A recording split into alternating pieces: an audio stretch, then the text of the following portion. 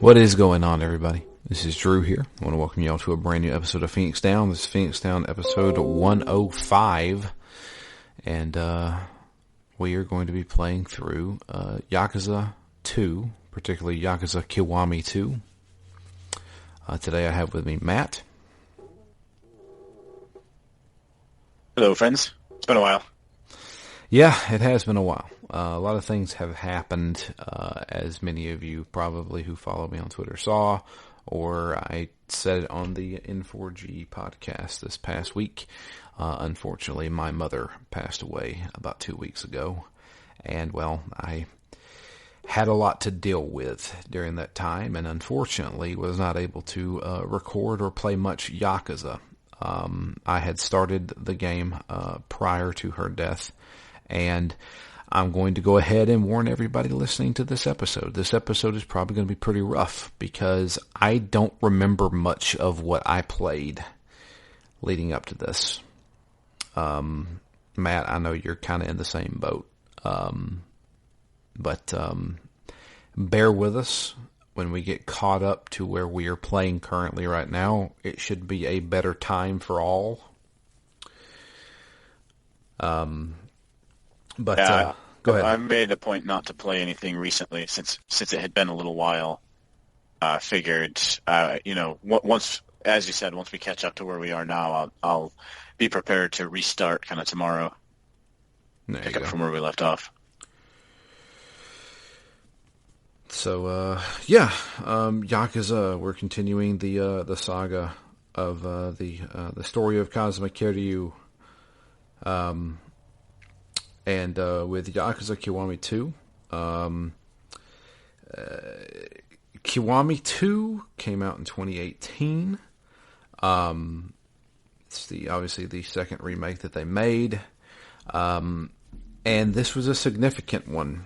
The reason why is because, as we all know, that Yakuza Kiwami was running on the Yakuza 0 engine, which is pretty good. Yakuza Kiwami 2 is running on the Yakuza 6 engine, which is fantastic, in my opinion. Matt, I don't know how you feel about it.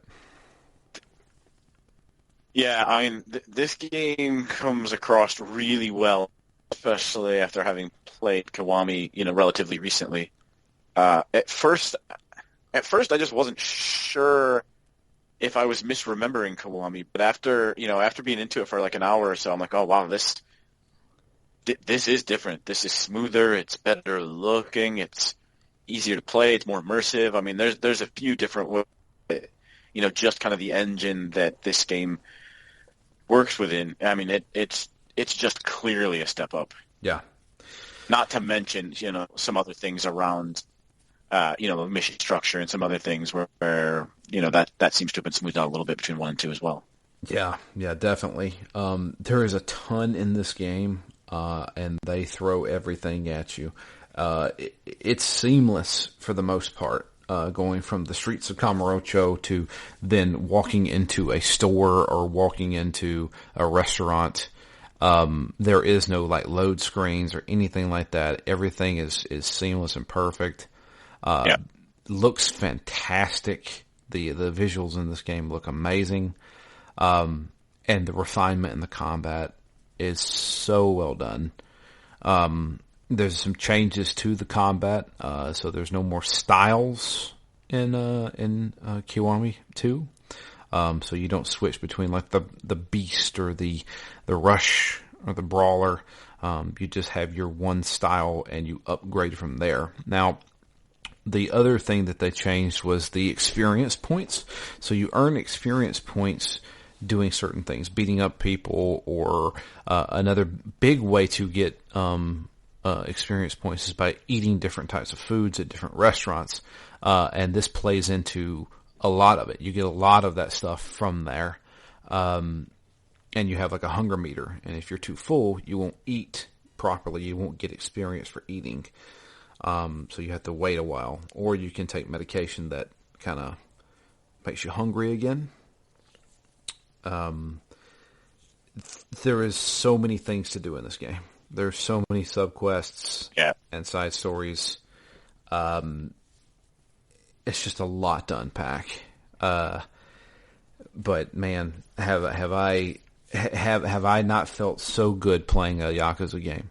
Because I'll tell you this, Matt, and this is something you're going to need to go ahead and prepare yourself for. When we get to Yakuza 3, 4, and 5, you're going to have a rough time. Yeah, so far it's a little bit of a ping pong. I mean, Yakuza Kiwami wasn't bad per se, but I mean, I fell in love with Yakuza 0, so to go from that to 1, I mean, it was kind of a pale imitation here, and Kiwami 2 really, I think, in so many ways, and essentially every way, takes a really good step forward, so it's, kind of V-shaped at the moment. Yeah. My impression of these games, so I expect if we're going to bottom out for a while, I'll spend as much time with Yakuza Kiwami 2 as I can. Yeah, so... yeah, all right, so here begins my best way to recollect what happened in the game that I played 4 weeks ago. I did take notes. These notes are very rough, to say the least. I have them on my phone. Holy crap. So it takes place a year after the events of Yakuza 1. Kiryu has left the Tojo clan. He gave up his seat as the third chairman. Was it the third chairman? Fourth chairman? The fourth chairman. Yeah, I think fourth. And he gave it to Terada. Yeah, Terada. Sounds like pterodactyl. Mm-hmm. So he gave it to Terada, who was originally the higher up for the Omni Alliance. And he took it over as the fifth chairman.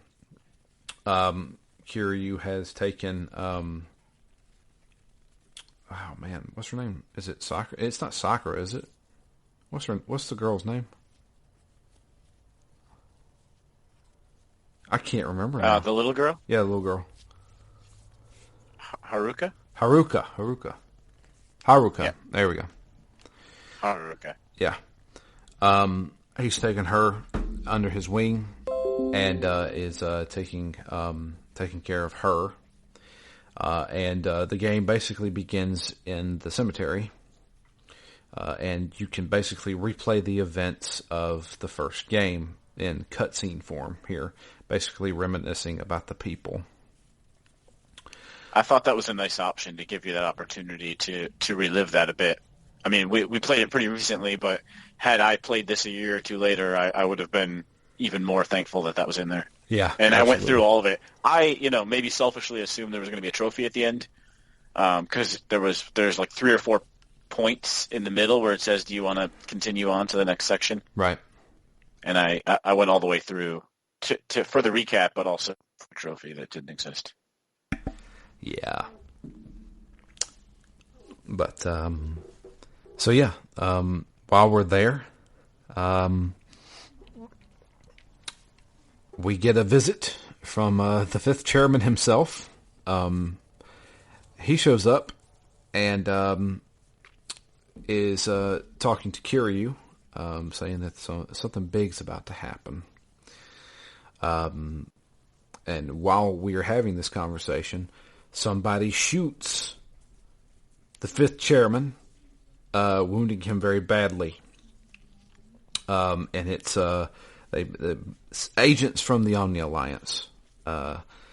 He believes that the Omni Alliance is trying to finally come in on the Tojo clan now that they're weak and separated, and just take them over. But he believes that the higher ups of the Omni Alliance don't want this.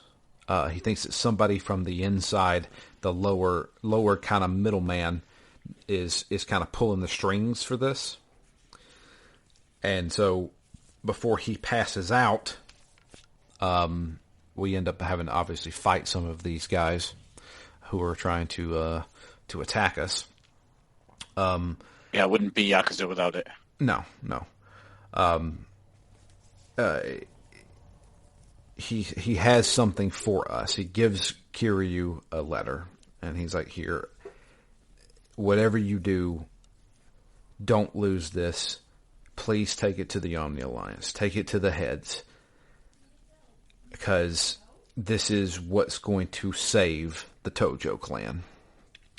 Unfortunately, Terada succumbs to his wounds and dies in the ambulance.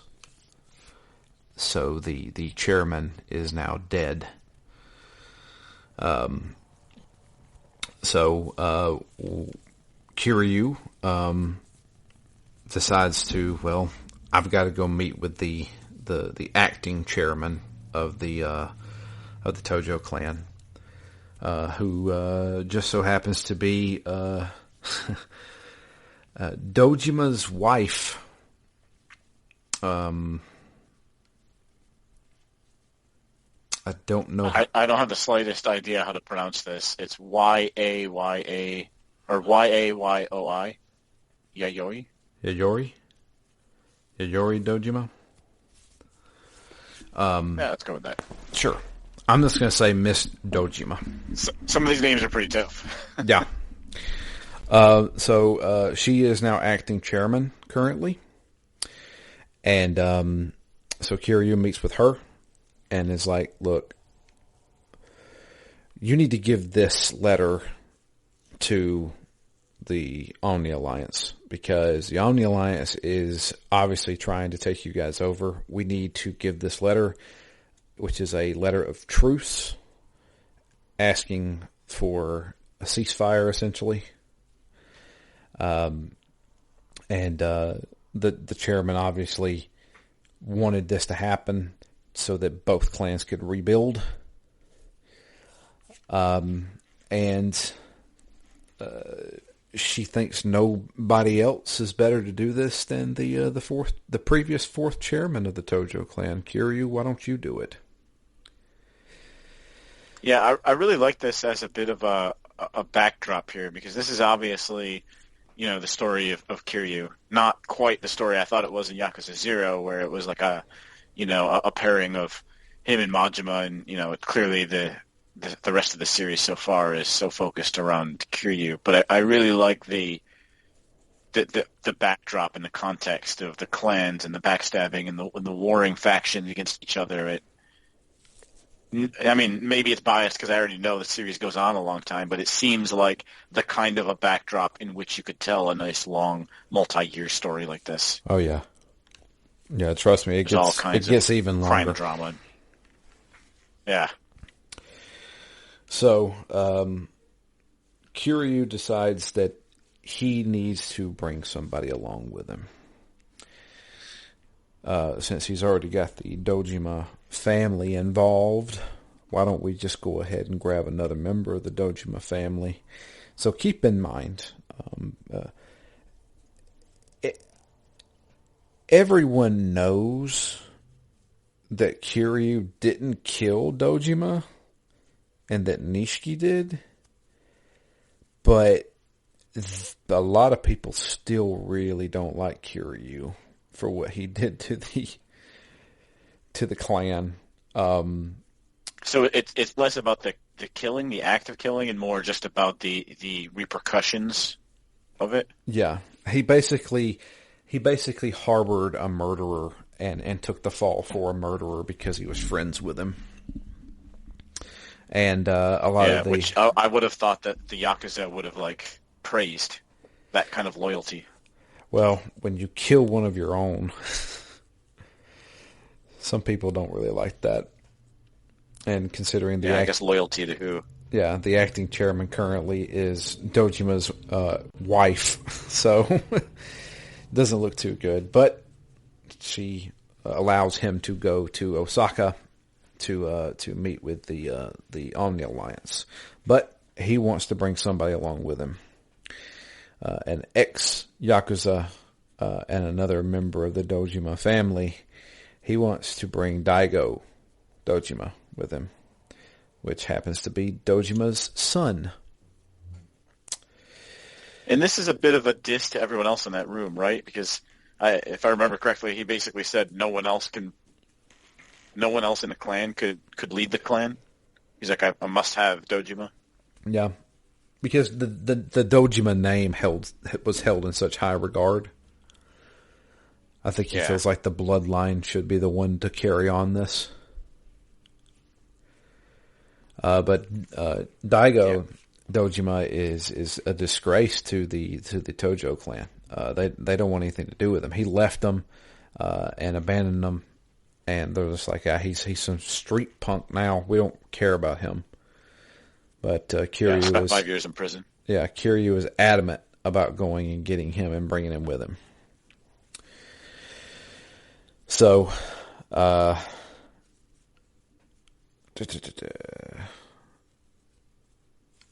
meeting with Daigo, which there's a few little quests here that I should mention, like finding Daigo, fighting Daigo, because he's like, I don't want to have anything to do with you. All this stuff kind of accumulates. I'm basically just running through the story to get caught up to where I know and what I remember playing. There's one thing I can talk about that I remember pissed me off, but I'll get to it in a minute. But finding Daigo and talking to him, he doesn't want to have anything to do with us. He doesn't want to go. He doesn't care. But as soon as we mention the Omni Alliance, he's like, all right, I'll do it. Why? Why the big turnaround now? Because there's somebody in the Omni Alliance that he cannot stand. It's the guy who got him arrested and sent to jail for 5 years. He cannot stand Ryuji Goda. Ryuji Goda is a head of a family. He's a younger guy who had his rise to stardom in the Omni Alliance, mainly due to the fact that because he is the son of the acting chairman of the Omni Alliance. And this guy is bad news. He's one of those guys that you really don't want to mess with. In fact, he is also a dragon, as they call them. Like Kiryu is the dragon of Dojima. He is the dragon. I can't remember what they call him. The dragon of something, but I can't remember what it is. And I did not write it down. Kansai? Kansai? Is it Kansai? I think so. Yeah. So, Daigo decides to go with Kiryu because he wants revenge on Goda. So we go to Osaka, and while we're waiting there, we're going to meet with the Omni Alliance the next day. Well, that night, Kiryu decides, I'm going to go out and kind of scan the town. And he goes out to a bar, like a hostess club, and he's just kind of sitting there minding his own business when he notices there's some roughnecks in the corner over there, kind of just being very hateful to the hostesses, as well as a couple of other guys. Some of his guys mentioned that he is the dragon of something, and he's like, I absolutely hate when people call me the dragon. And starts beating the hell out of him. And Kiryu finally decides to step in, and he's like, hey, you guys mind maybe just keeping it down a little bit? And they're not going to have any of this. Yeah, it's pretty ballsy for stepping in there. Yeah. And but he never tells his name during this conversation. They keep saying that they keep talking about the dragon of Dojima and Kazuma Kiryu, and talking about how he's a bona fide badass and stuff like that, and they'd love to meet him one day. And Kiryu's kind of playing coy. It's like, I hear he's pretty rough, but you guys just keep it down. We'll be okay. And it's one of those conversations where both of the main people in the conversation know who each other are, but will never fully admit who they are, and just kind of tug at each other a little bit. So Goda sitting there talking about Kiryu. Kiryu's talking about Goda. And Goda tells Kiryu, and he says, well, don't worry, tonight, I think he said at 11 o'clock or midnight, I can't remember, there's going to be some major fireworks that's going to be happening. That's going to really hurt the Tojo clan, I think. Kiryu's like, what the hell does that mean? Goda leaves, and when Kiryu leaves the bar, on the Jumbotron, it shows Kamurocho, particularly the Millennium Tower, and there is a giant explosion that takes place. It blows up like 2 levels of the Millennium Tower, one of which is the level where Kashiwagi's office is. Luckily, Kashiwagi wasn't there. Yeah, so I guess that was the big fireworks he was talking about. Yeah, shots fired. Yep. So the next day, Daigo and Kiryu meet up with the Omni Alliance leaders, Goda himself, which is Ryuji Goda's father. There's also a few other big-name players here. You have Takashima, Sengoku, and Goda, the head of the clan, or the alliance, really, really wants this truce. Kiryu hands over the truce and is like, look, the Tojo clan and the Omni Alliance, we need to cease fire. Stop fighting. Both clans take their own territory, leave each other alone so we can all heal. And Goda's totally okay with this. Absolutely, let's do it. But as the negotiations are going on, Ryuji Goda, the good son, shows up and is like, yeah, I don't want a truce. I want the Tojo clan eliminated. Also, I don't like the way you guys are running things, so I'm going to take over the Omni Alliance as well. And he brings in a whole bunch of his men, and they basically start a coup. And so we're caught up in the middle of that. Daigo is really pissed off at this point because he's now seen Ryuji Goda and is like, I remember what you did to me 5 years ago.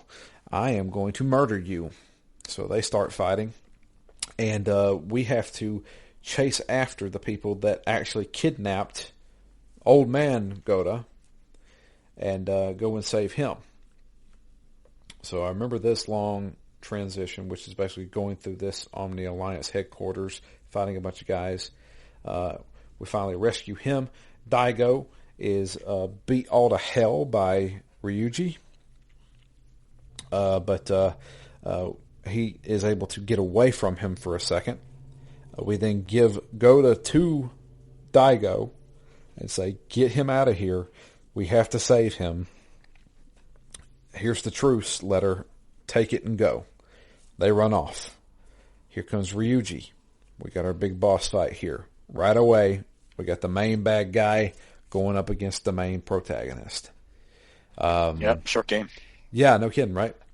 And I distinctly remember this fight because holy crap, I got the crap beat out of me here. Yeah, me too. I don't actually remember generally how hard I thought Kiwami 2 is so far, but this fight in particular was tough. I feel like also it's been harder to buy health drinks that are like level 2 and level 3 health drinks. Yeah, they're hard to find. There's only one or two places you can buy them from. Yeah, they're harder to find, but the good thing is you can stack 1 million of them. Like you can have so many on you. Yeah, and easier access to weapons. I feel like in this game. This game really pushes the weapons, because now you can pick up weapons on the street and then put them in your pocket and save them for later. Yeah, I kind of like that because it's a different dynamic. I don't know if it's better or worse necessarily than different styles, but it's certainly it certainly gives you a little boost. And I think on this fight, I had to use almost all of my health drinks and whatever weapons I had at that point. And I had to go through all of it to get him down. Yeah. And that's kind of how I was. I probably replayed this fight at least 7 or 8 times. Oh, wow. Yeah, no, I was getting frustrated. And then every single time I would hit continue, it would pop up, do you want to put it on easy mode for a little while? And I was like, no, stop asking. That's beyond my magic number of like 2. Yeah. Where like beyond 2, I think the learning from whatever didn't work in the first couple of rounds, if once you hit 7 or 8, I mean, that's incredibly frustrating. I don't actually think I even lost this fight, but it was, way down to the wire and took ages. So I feel like more than ever in this game, especially, we really need to pay attention to our experience points and leveling up. So the level up system in this game, you get different types of experience points. They're different colors, and they represent different things. So there's like green, red, purple, blue. It's all these different colors. And let's say a stat is increase your maximum health. Well, that may require, a certain amount of green experience or a certain amount of red experience. And there's also ways to learn new abilities in the menus, and some of those may require 400 red and 20 purple.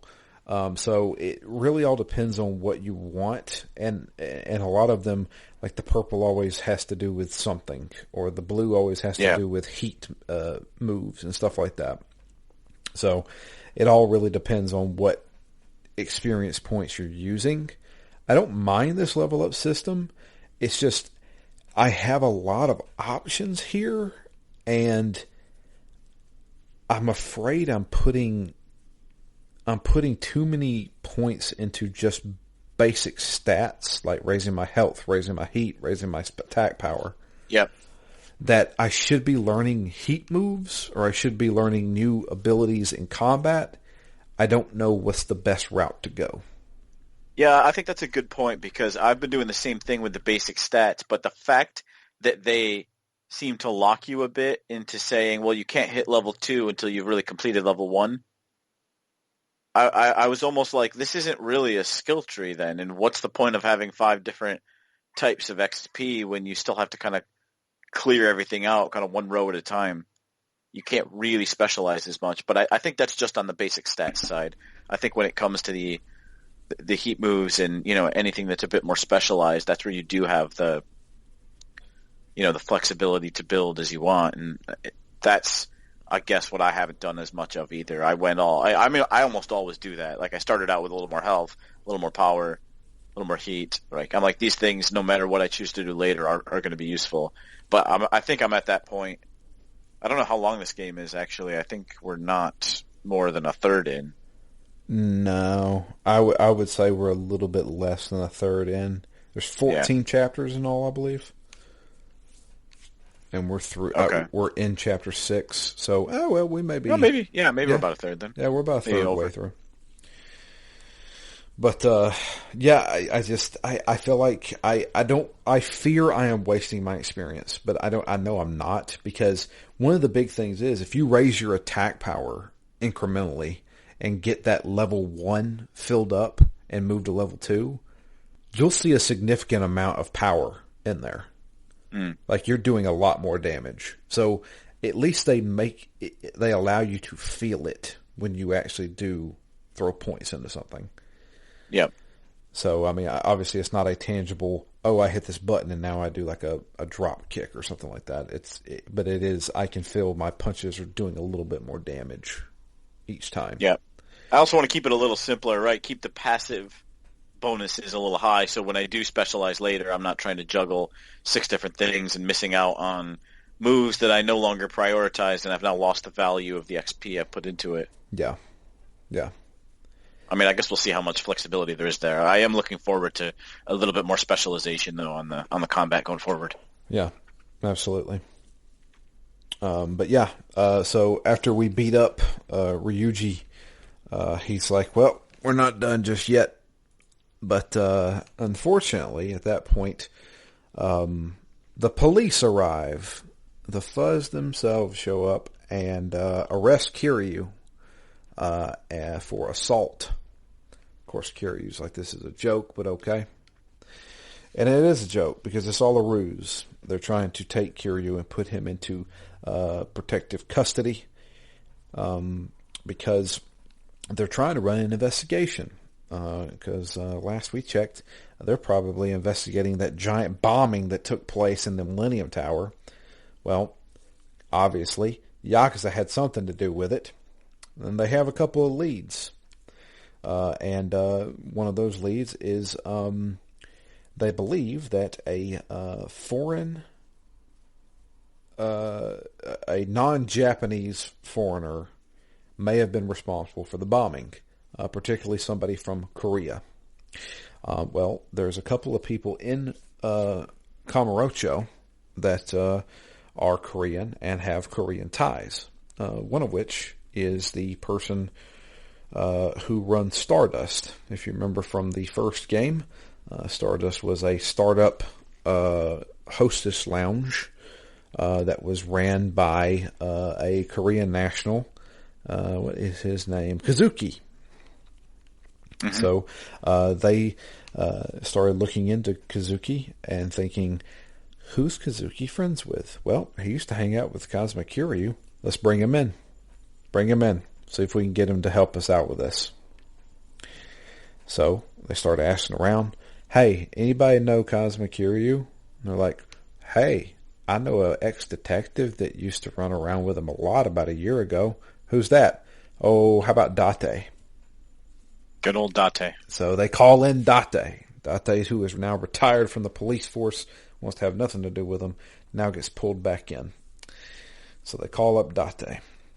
They bring him in to set up a special task force to figure out who did this terrorist attack on the Millennium Tower. They even bring in an old commander. Can't remember that guy's name. See if I wrote it down. Sayama. Maybe. I don't know. Sayama is the woman, right? Yes. Sayama is the cop that arrests Kiryu. Yep. Yes. Date gets called in for a task force. I believe Kazuya Scrotus. No, I did not write that guy's name down. But he was kind of like a hard as nails kind of guy who didn't take crap from anybody. He's the one where you get that scene where a girl is kind of fangirling over Date, right? And he, he's basically like, I'm retired. I'm not even that guy anymore. And then the hard as nails guy walks up and is just kind of like shaking his head a bit, basically. Exactly, that guy. So they start up that task force wanting to figure out who did the bombing on the Millennium Tower. At the same time, they're bringing Kazuma Kiryu in for protective custody. Now, Sayama, who is the detective that has been tasked with bringing in Kiryu and protecting him, she is kind of like a no bullshit kind of person too. She really, really doesn't like Yakuza at all and doesn't really want to work with them. But this is her shot. She's an up-and-comer in the detective scene. And they're like, okay, this is your shot. Take care of Kiryu. Don't let him out of your sight. You got it, sir. So she arrests Kiryu. Arrest him, I put in air quotes. And as we are parked back in Kamurocho, she gets shot. A sniper from somewhere shoots her in the shoulder, and Kiryu's like, "Oh crap, we gotta get out of the street." So he carries her, and she's like, "Okay, take me to this bar." I only rolled my eyes here on the thought that she dies and then he gets blamed for it and then he's on the run again. He's on the run. I'm like, again. all right, how many times is this going to happen? How many times is he on the run for murder? Yeah. Yeah. No, not this time. So she tells him to take her to this bar. We go to this bar, and it's ran by this older woman who just so happens to be Sayo's mother. And she's like, all right, we can rest here, and we need to take care of her wounds. So we go get bandages. This is a quest. We go get bandages. She also wants some booze, so we go grab her a beer. And basically, she's like, okay, so here's the rundown. She's giving him the information of why we're actually taking you in. You're not arrested. We're trying to take care of you because we believe you have information that they know about that they don't want us to know about. So they're obviously trying to send assassins to kill you. Of course, Kiryu, all he's worried about is the Omni Alliance and the Tojo clan making peace. But they firmly believe that somebody in the Omni Alliance is working with whoever it was that bombed the Millennium Tower. Which Kiryu was like, well, that makes a lot of sense because Ryuji Goda was telling me that there was going to be big fireworks, and then about an hour later, kaboom. So, yeah, it sounds like they're working together. But they believe that it is a Korean national who is the one responsible for the bombing. So, we need to get some information.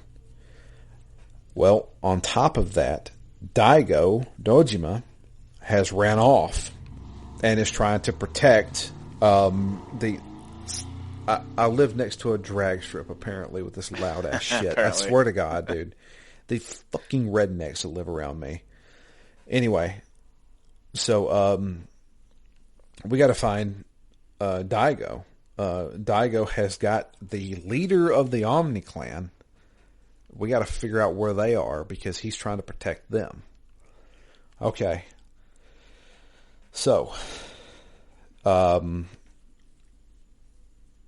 crap. I've almost officially caught up to where I am in the video game, and now I'm losing track. Jog my memory, Matt. I don't know.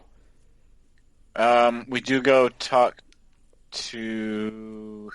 There's a weird quest here where it feels like a side quest where you need a tile to get into the underground to talk to the info broker, I think. Right. And yeah, you need to go off and you play a claw game, and it all feels a bit contrived. But I did play that claw game for quite a few iterations before I picked up my prize. That's right. I remember that now. So yeah, we consult with the Tojo clan and tell them what went down. And they're like, well, you're going to need some backup for this. And Kiryu's like, I know exactly who to go to. Is he still around? And they're like, surely you don't mean that guy. Yeah, I mean that guy.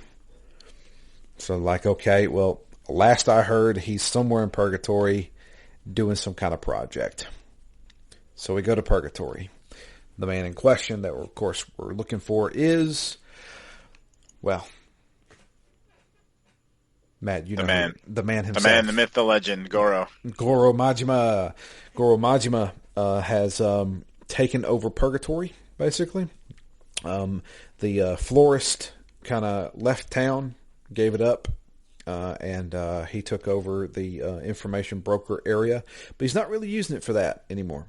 He has started his own construction company and is now building a apartment complex, I'm guessing is what it is. Yeah, I thought this whole thing was funny because I'm like, wait, did he actually do this, or is this some kind of elaborate ruse? Because he's always dressed up in in random garbs, and I feel like I never trust that what he's doing is what he's actually doing. Right? No, he's actually doing this. Yeah.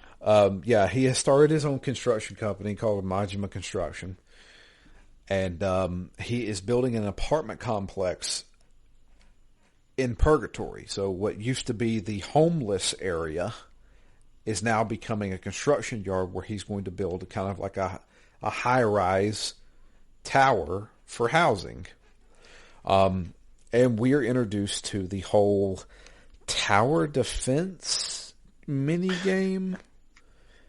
Yeah. I am going to do this once and once only. Do we have the option to skip it later? I have no idea. Did you have to do it a second time? I haven't done it a second time yet. Okay. I'm pretty sure this is optional, much like how the running the hostess bar is. I don't know if you did that quest. Yep.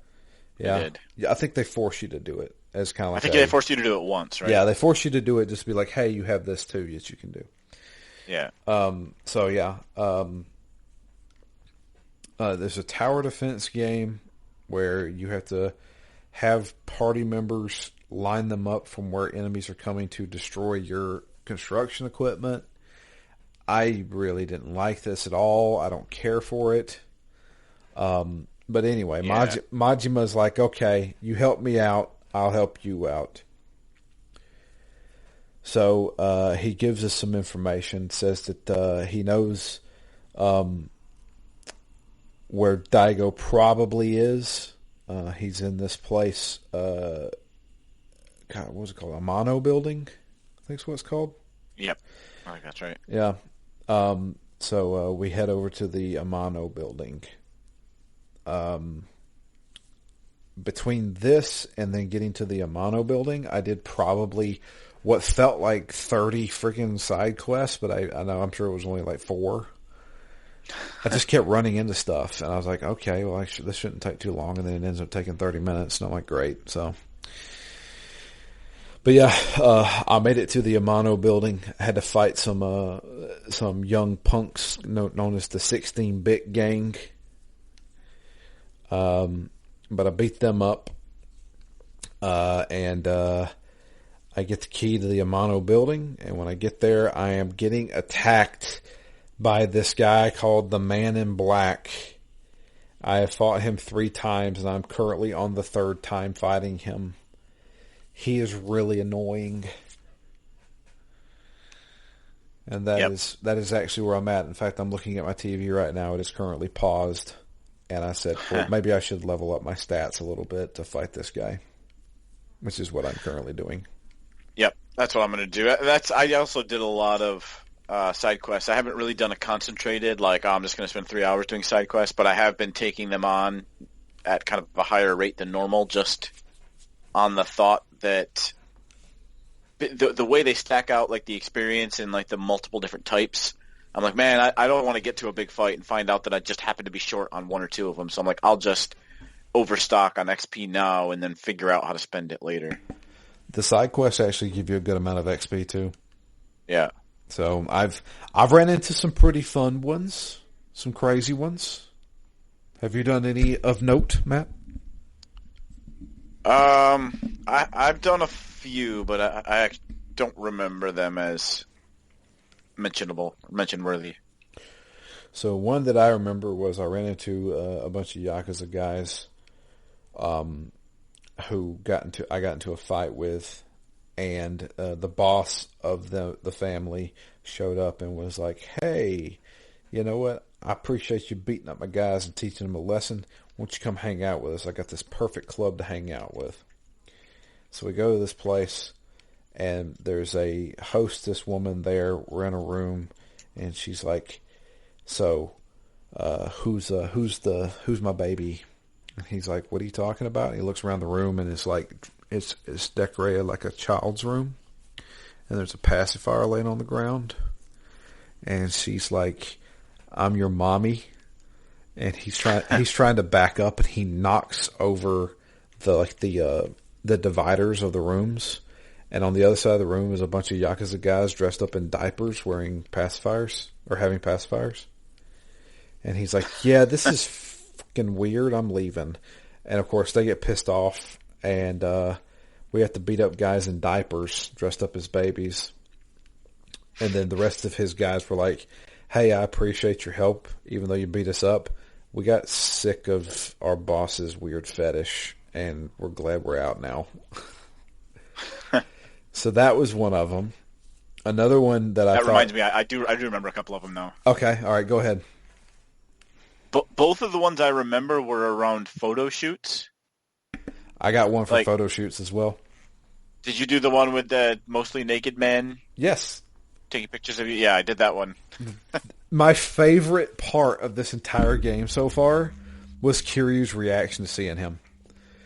So the whole Yeah. time this guy is talking to him, he's like, dude, we're going to do photo shoots. It's going to be awesome. Like, you're just going to have to take a picture of, you'll be the model. It's going to be great.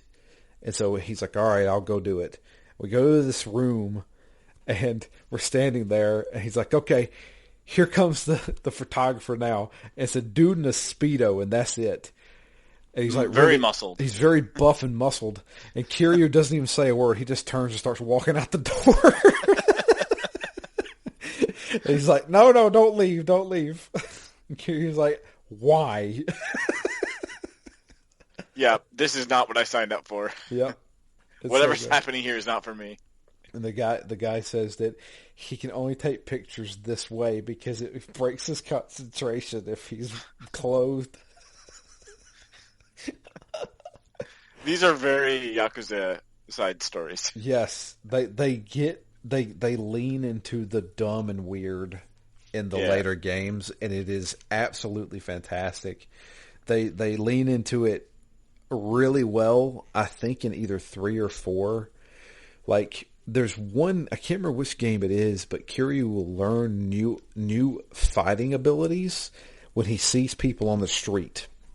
So he'll walk by some people fighting or somebody getting pissed off, and he'll have an inspiration. And so he wants to write it down, so he starts typing on his cell phone, on his flip phone. And he has this like weird look on his face. He's going, and he's writing it down, and he learns it. It's so dumb. Yeah, I think in that photo shoot one, I think I did everything right except for when he says, give me a fierce pose. And I said something like a tiger. And instead he like gets on all fours like a kitten. And the guy's like, I'm sorry, that's not fierce. Yeah. And then I had to do some kind of, I don't know, weightlifter stance, and it was aggressive. I think he did his like charging up move. But I think the rest of it I got right.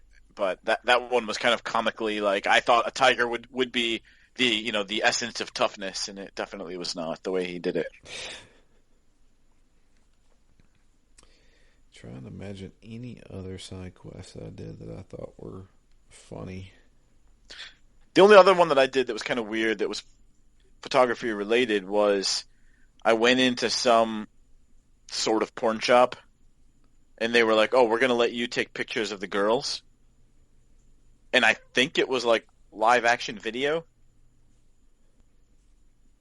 And you need to like say the right statements in the right way to get her to continue acting provocatively. And then at some point, like 3 or 4 sections in, I didn't get the QuickTime event in time, and the whole thing ended. But the whole thing, it was kind of strange. I don't know It wasn't which necessarily a striptease, but I don't know which game it is, but I know Jay reviewed one of the Yakuza games. I think it might have been 6, and it's one where Kiryu, there's a sub story where Kiryu is like doing online dating, or he's watching webcam girls, and you can type what you want to type, but it's all selected. So you select what to type, and one of the options was just boobs. And for some reason, he screenshotted that and used it in the review, and he occasionally tweets that picture sometimes. The game is so like, for a game that is very serious, they lean deeply into this is absolutely ridiculous as well. yeah, which is interesting for me, because if you described that to me, I think I would say that I would not like it. I don't know what it is. Kind of when it comes to sci-fi, I don't always love humor in sci-fi, because I feel like what I like a lot out of a really good sci-fi is that like that wonder, that what if, and so sometimes the comedy kind of breaks that for me. And I would have said the same thing about a crime drama. I'm like, look, this is these are intense character moments, and Yakuza's got no shortage of really intense character dramatic moments. And I don't know. I think coming into the series, I kind of expected both ends to be weakened by the presence of the other side, right? Like, I'm like, how can I get invested in Yakuza 0 in the character moment when there's, sex-obsessed men that are half naked walking down the street? I'm like, it just doesn't jive. And I'm like, what about all the exposition? That's going to take away from the humor. But I don't know. I don't know for whatever reason. I don't know what I was expecting really, but it just kind of works. I really enjoy the character drama, and I really enjoy the wackiness, and I didn't really expect to as much as I do.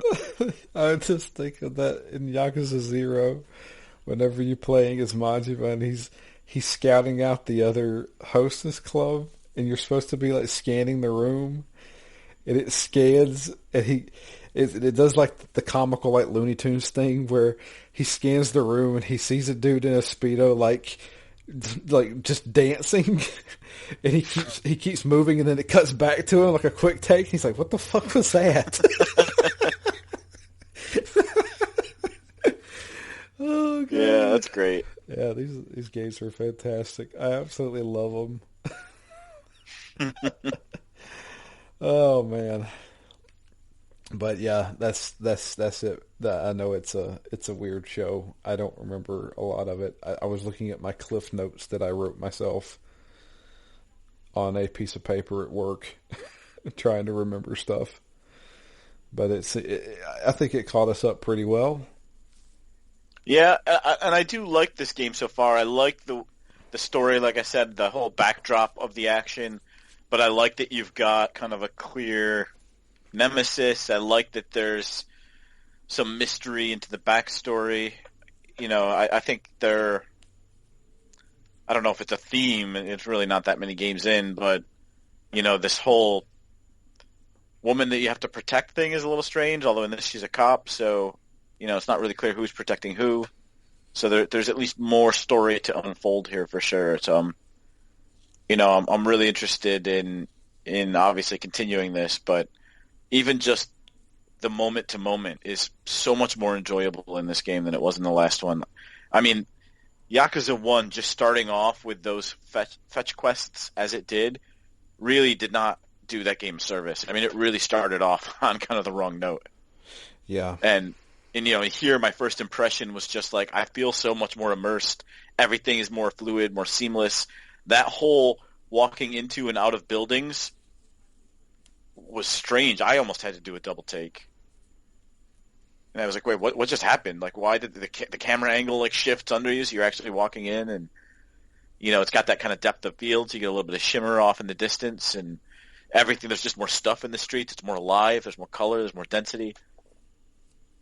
It's just a fun city to walk around in. Absolutely.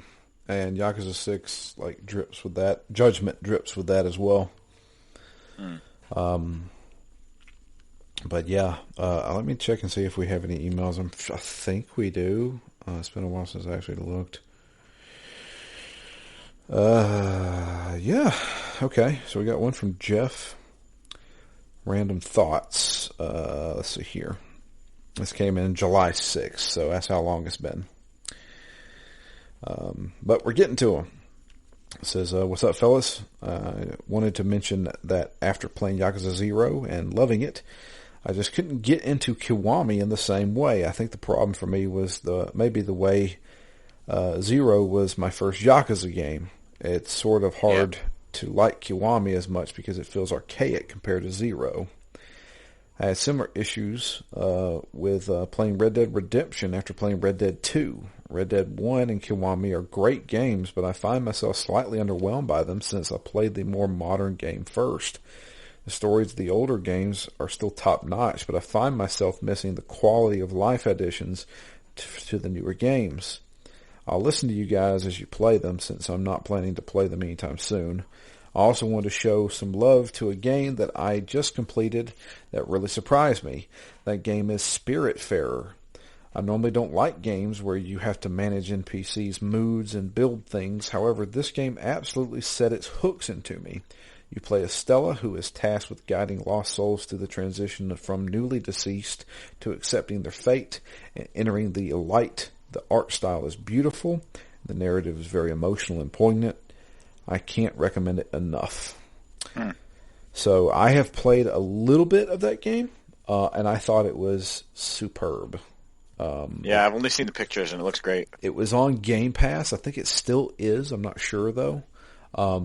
And I played probably about 2 hours of it and said, there's something to this game, but I've got other things I have to do, unfortunately, and I had to work on other games. But I always wanted to kind of go back to it. It is a really neat game with a great art style. But I thank you for that email. Our next game comes in from Dustin, and it is titled, I Peacocked Your Mom. And he said, I laughed when I heard that. I have a question. Does anyone remember Dojima's wife from Kiwami? Because I sure as hell don't, and watching the recap, they make it seem like she's an important character in that game. I have no recollection of her being in it. I don't either. Yep. I'm playing this game on normal. Please don't tell anyone I have major clout to lose on the Twitterverse. I could probably bump it up to hard, but I barely have enough time as it is to play along. The combat is a lot more enjoyable in this game, and the story is still the star, and it has really hooked me again in this game. I haven't got much to say since it's more of the same, and you guys will explain the story. However, I'm a little bit into Chapter 5, and someone gives you a key. I just looked up where to go because I didn't want to spend 10 minutes searching for whatever I needed, but I found it funny. If you go outside, he comments about a missing scroll, and I was wondering if I needed to find that. Reading the fact, I came to find out that there was the original keyhole was in the PS2 version, so that they left a little comment in the game as a nod. I think they should have just left an item there, and the comment kind of alludes you to find a scroll, but I guess. Anyway, I hope to keep up with this game, but whatever's next, I might sadly have to skip since I won't have much time for gaming. I still think we should postpone Death Stranding until the director's cut comes out, but it's your show, so I'll be interested to see what the next game is. Till next time, Dustin. Yeah, I don't know what the next game's going to be. And he asked me that on Twitter a couple of days ago. Matt, I know you and I both, I think we even said it on the show, we have a lot of interest in playing Diablo 2 Resurrected. Yep, definitely. And that comes out in September, so I get the feeling by the time we finish Yakuza Kiwami 2, it may be around that time, so we may jump into Diablo 2. I'm not sure, though. That would be a good one. Are you still wanting to do Death Stranding? Yeah, I mean, that's, like I said, in kind of the wrap-up of this last generation, there was a couple of real good deals at the end of the year last year, and I ended up picking up 5 or 6 games that I haven't touched yet. Death Stranding is one I absolutely want to get to. Whether it's a great game for the show or not, I don't know. I definitely want to play it. I would absolutely be down for the whole game. I'd also be down for a one-off just to experience it. Although, I think as has been said a few times, you don't want to just play the beginning. You're not going to get the most out of that game. So, right. Yeah, I certainly would like to do it. Yeah, I kind of would too. It's been sitting on my PlayStation 4 since the day it launched, and I've put 2 hours into it. So I feel like Kojima's brought me enough joy in my life to at least give it the old college try. I feel like there's a lot of people out there, Ken included, who is like, look, this game's legit. It's really good, and it takes a while to get into it, but once you get there, it's one of the best Kojima games you'll ever play.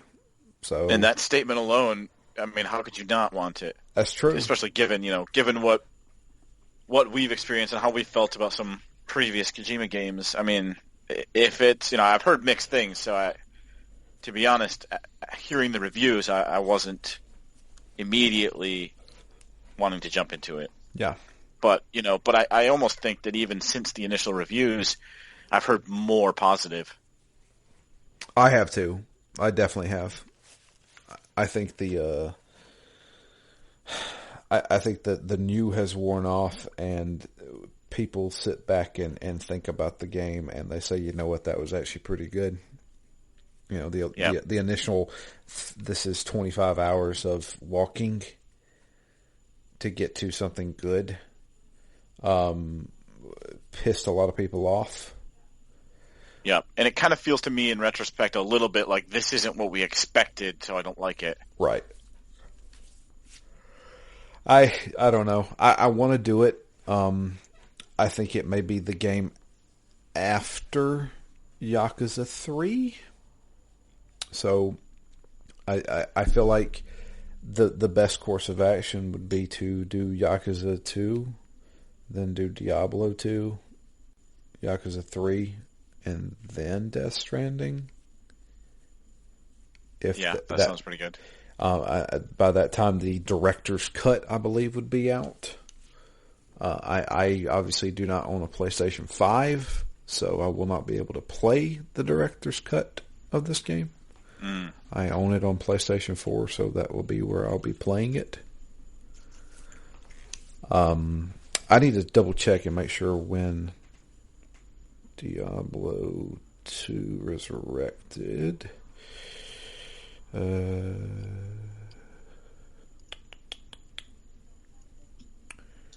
It is set to release September 23rd.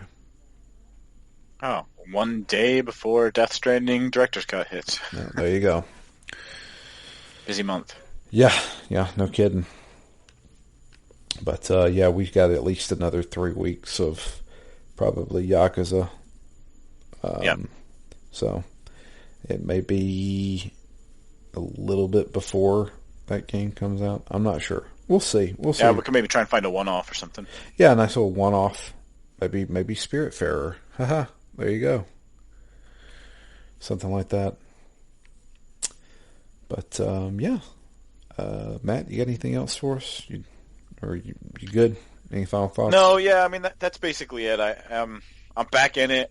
I'm really enjoying the game, but now having taken about a month off, I need to get back into it again for a second time. So right, yeah. Looking forward to it. Yeah, me too. I've put probably about 3 hours into it since starting it back up, and I'm back in, so we're good. Nice.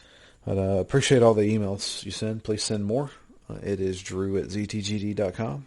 You can also tweet to us. I am at DMLFury. Matt is at REMGS. And the podcast itself is at ZTGD Phoenix Down. But yeah, we're back. I'm going to be strapped in and ready. And we're going to get through Yakuza Kiwami 2.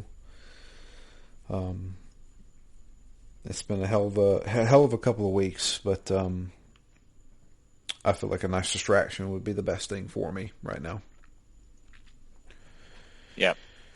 So yeah, but that's going to be it for us. I appreciate everybody listening. Thank you so much, and make sure to send those emails. But until next time, I am Drew. And I'm Matt. And we're out of here. You guys have a great week, and we will be back with the continuation of Yakuza Kiwami 2.